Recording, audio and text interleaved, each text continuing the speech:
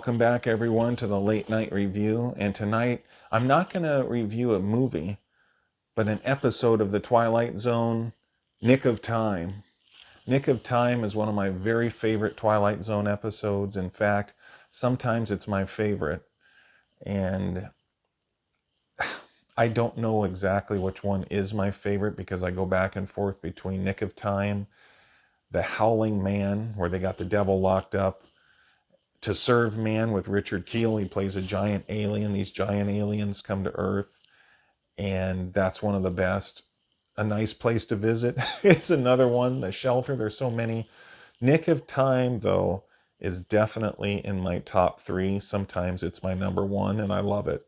With William Shatner, a newlywed couple, they go into this diner. Their car is broken down. They need to get it fixed. They stop at a diner. There's a fortune-telling machine in there. And William Shatner's character puts coins in there, asks it questions, and it seems to fit. All the answers seem to fit, and he gets obsessed with it. And this is it's a simple premise. It's a simple story, but it shows the obsession that someone could have with having their future told, future told by a machine that you put coins in. And the way the machine is, and the face on the machine, and the way it looks, the way it's designed, is really interesting and kind of captivating. It's a very simple story. Simple. It's most of it takes place inside this diner. It's supposed to be in Ridgeview, Ohio. I've never been there. I don't know if it's a fictional place or if there is a Ridgeview, Ohio. Maybe there is. I've never been there, but it's a simple premise. It's just inside this little space, including the diner. Most of it's in the diner. There's some scenes shot outside. They go through the park. They talk. There's a little mechanic shop. There's a clock, a town clock, where they look up at it. And that's key later in the episode. And then if you watched it, then you'll know where the time comes in. It has to do with one of the predictions that the machine made. Very well done. It's written by Richard Matheson, one of the greatest authors and screenwriters of all time. He wrote Hell House, which they adapted into the movie The Legend of Hell House. He wrote many Twilight Zone episodes, I believe, if memory serves me right. He wrote a ton of stuff that became really popular. He wrote I Am Legend, which inspired Omega Man with Charlton Heston, and then later the Will Smith movie I Am Legend. And that was, he's done amazing work, and he passed away a number of years ago. But Richard Matheson is really one of the great novelists and screenwriters ever. And he wrote this, as well as other Twilight Zone episodes, I believe. Great writing, really good acting, believable. William Shatner is very young in here. It's good to see a young William Shatner. I watched him as a kid. I watched him in the Star Trek movies. I was never into the Star Trek series on television very much. I seen them, but I never got deeply into them. I remember watching the movies, which I enjoyed quite a bit, especially part two. The first one was okay. The second one, Wrath of Khan, was great. And then multiple movies in that series I've enjoyed.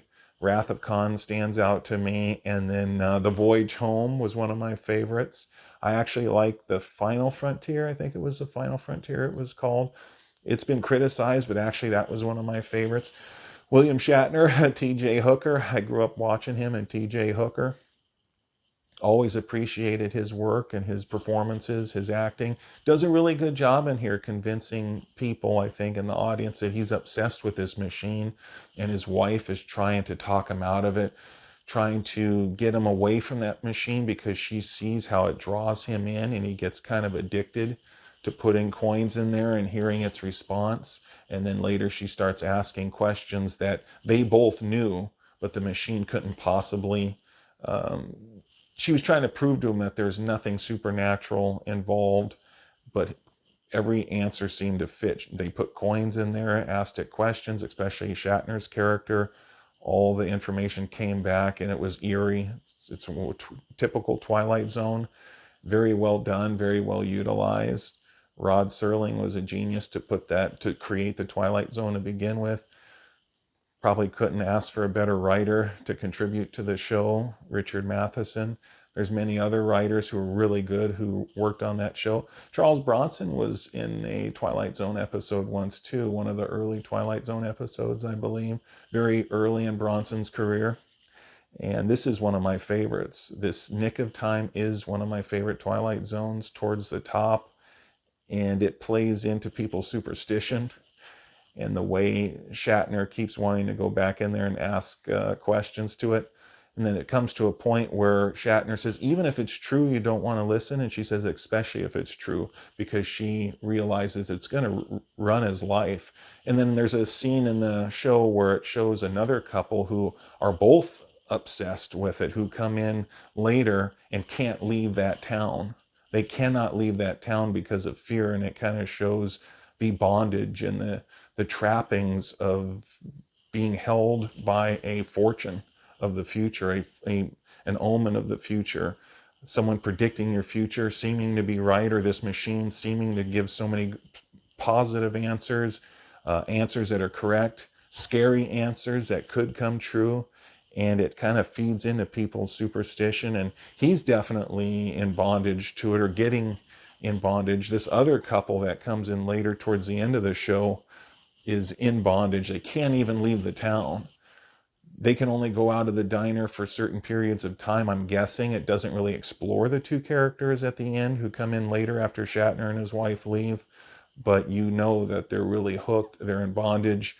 Their lives are being run by that thing, and that's what Shatner's character, his name is Dawn, and his wife keeps telling him, you shouldn't be here, you shouldn't stay here, that you're going to let that thing run your life. Finally, she talks him out of it. He sees the error of his ways, and eventually he sees the danger of it, and they leave, and it's kind of a happy ending, except for that other couple that come in and kind of give you that typical Twilight Zone ending. And it's definitely, I've given most, if not all, of the plot away and everything that happens, but check it out if you haven't seen it. It's one of my very favorite Twilight Zones, and I'll tell you, first time I watched it, I was up late at my parents' house. I couldn't sleep, and it might have been on Nickelodeon, I'm not sure, but it was one of those channels that reran the Twilight Zone.